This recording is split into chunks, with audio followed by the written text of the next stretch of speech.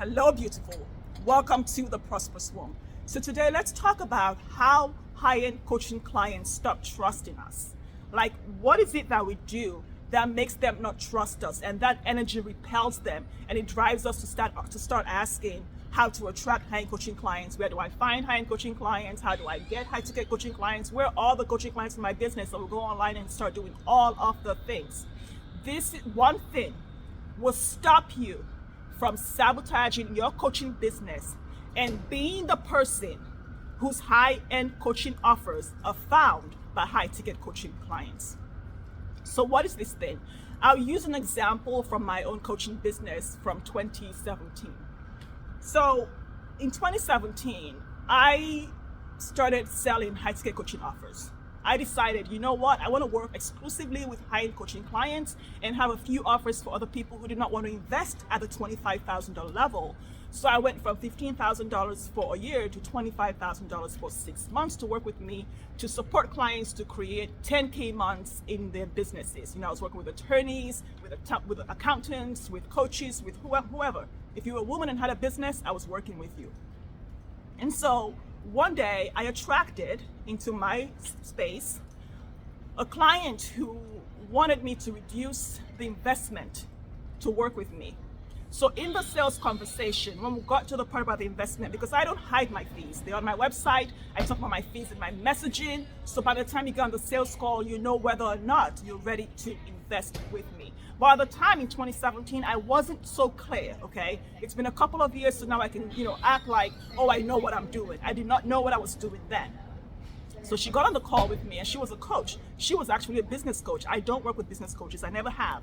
But she was a business coach, and she said to me, Mimi, the investment is too steep for me. I really can't afford it. And I said to her, okay, what will the investment have to be for you to afford it? And she said, well, it's $25,000, right? I can do $12,000. Can you do that for me? And I said, no. And here's why. Especially because she was a business coach, and I thought this is one thing that I can share with her today that will completely change her life. And I said, here's why I would never do that. Here's why. Because if I am willing to disrespect myself and be out of integrity with the work that God is doing through me, in my life, in my relationships, with my business, for my children, if I'm willing to take money away from my life, my health, and my children's plates on the table to make you feel good about yourself today, what does that say about me? What does it say about me when I'm willing to undercut my profits and take money away from my family, the time I'm investing to be away from my daughter right now, and give that back to you so that you can confirm and create evidence that, yes, I cannot afford to work with a high-ticket coach? What does that say about me, and how will I be in my coaching relationship with you? Can you trust me to show up for you? Can't you trust me not to cut corners with you? What do you think? And in that moment, I remember she said, as you were talking to me, Mimi, saying this to me, I realized why I haven't been attracting the clients I want. And I said, why is that?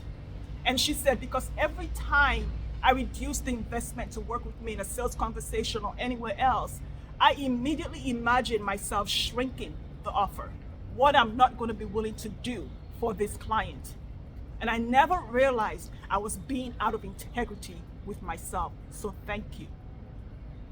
The interesting thing is that when you undercharge and you say it, because you're a heart-centered coach, your heart and your head do not align.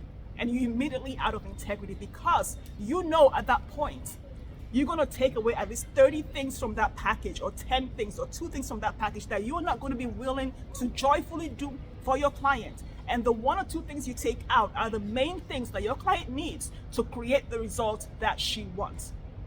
So my invitation to you is to stop taking a client who says, can you reduce the investment for me because I can't afford it? Say, yeah, you know what? It's $60,000, but I can do this for you for $30,000. What you've done is, 1, disrespect that client. 2, disrespect all the people in your life that you are supporting with that money. Disrespect your life, your health, and your time. and the gift that God has given to you, the magic that God has given to you, okay? And the luxury and abundance that you deserve in your life, and you have told the universe, I don't need it because I need to buy into her story. You get the point. I could go on and on with different examples of what I've done in my business, but I hope this supports you to never lower the investment to work with you because that's what somebody else would love to pay. What would you love to receive? What is the real value of your work? And what would support you to allow your clients to have the experience of being who God says they are in their life, their relationship, or their business, because you show up fully and charge the full value of the investment to work with you. High-end coaching clients, real true high-end coaching clients, never trust you if you undercut yourself for them, because they're going to ask, what is she going to do to me if she can do that to herself, to her children, to her life, to her health? Let me know how this lands for you.